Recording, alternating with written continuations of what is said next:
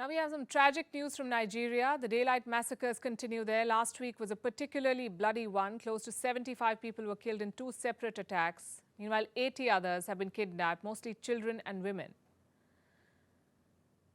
Entire families have been destroyed. Nigeria's government has no plan, it seems, to control these mass killings. Tonight we'll talk about the broken law and order system in this country. Why have killings and abductions become the norm? Also, what are the factors fueling this fire in Nigeria? Here's a report.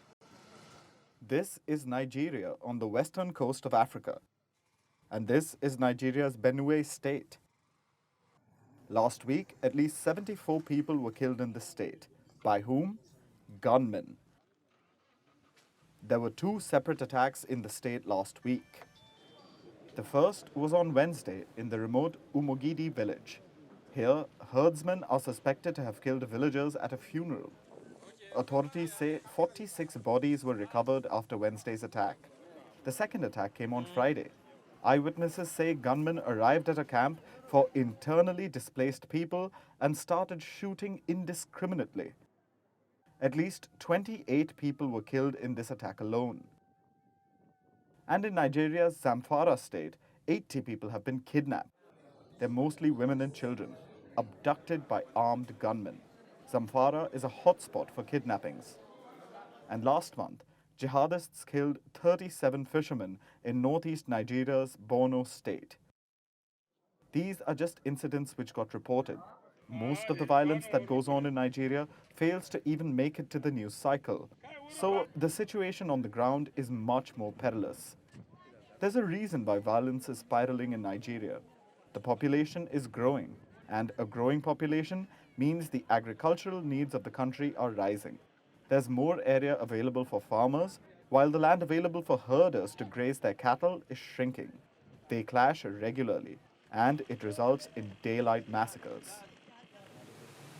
The situation is especially worse in Nigeria's middle belt states like Benue.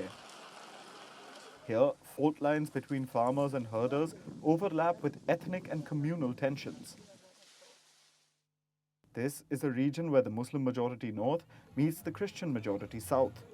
So there's a lot of social friction. The state of Benue, where over 70 people were killed last week alone, is a particularly sensitive one. It's one of the states hardest hit by violence between herders and farmers. Here are some staggering numbers. Between 2011 and 2016, communal land conflicts claimed at least 2,000 lives every year in Nigeria's middle belt alone.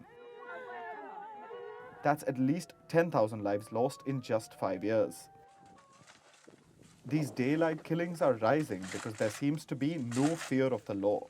Nigeria is battling a 14-year-long jihadist movement in the country's northwest. In the southeast, separatist forces keep mounting their own attacks. And then there's the Middle Belt region, where communal violence poses a significant challenge. Here, heavily armed bandits ransack entire villages and kill people with impunity. They also carry out mass abductions to earn ransom money. So what's the government doing? Whatever it is, it's evidently not enough.